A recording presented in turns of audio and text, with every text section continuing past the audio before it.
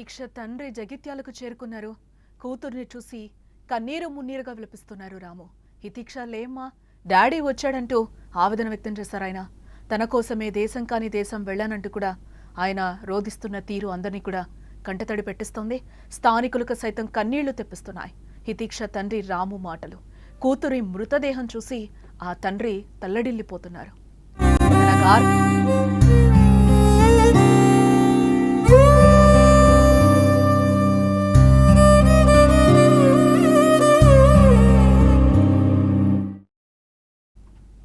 తన గారాల పట్టి బంగారు తల్లి బంగారు భవిష్యత్తు కోసం దేశం కాని దేశం వెళ్ళడా తండ్రి.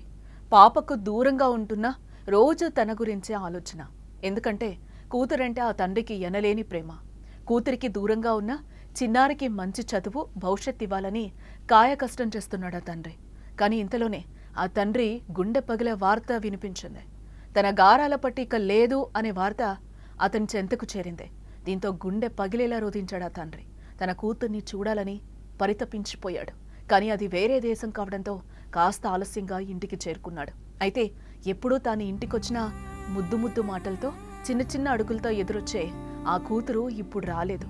ఇంటి ముందు సరదాగా ఆడుకోవలసిన ఆ చిన్నారి ఇంటి ముందు విగత జీవిగా పడుంది.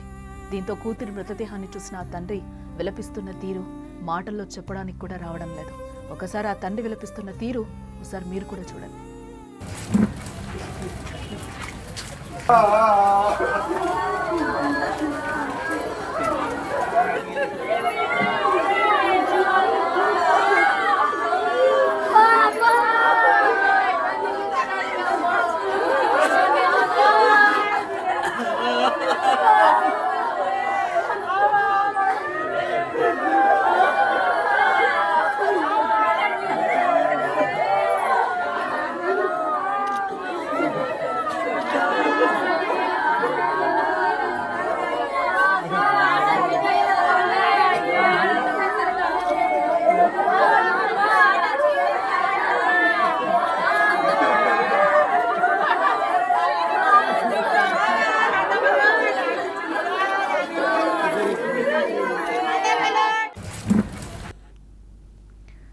జగిత్యాల జిల్లా కోరుట్లలో చిన్నారి హితీక్ష మర్డర్ కేసు ప్రస్తుతం తెలుగు రాష్ట్రాల్లో సంచలనంగా మారిందని చెప్పుకోవచ్చు.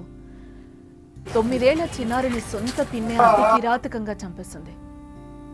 గొంతు కోసి కత్తితో పొడిచి చంపేసి బాత్రూంలో పడేసిన ఘటన స్థానికంగా కలకలం రేపింది. ఇక కూతురి మరణ వార్త విన్న తండ్రి రాము సౌదీ నుంచి సొంత గ్రామానికి చేరుకున్నారు. వచ్చి రాగానే కూతురి మృతదేహాన్ని చూసి బోరున విలపిస్తున్నారు.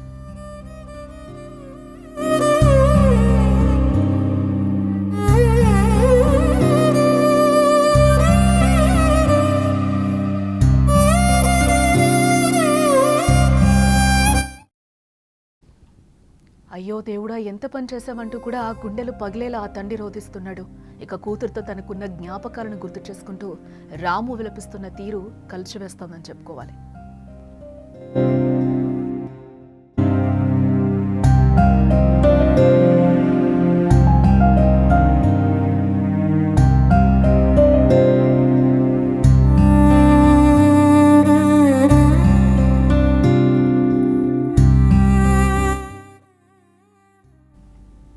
తన గారాల పట్టి బంగారు తల్లి భవిష్యత్తు కోసం దేశం కాని దేశం వెళ్ళడా తండ్రి.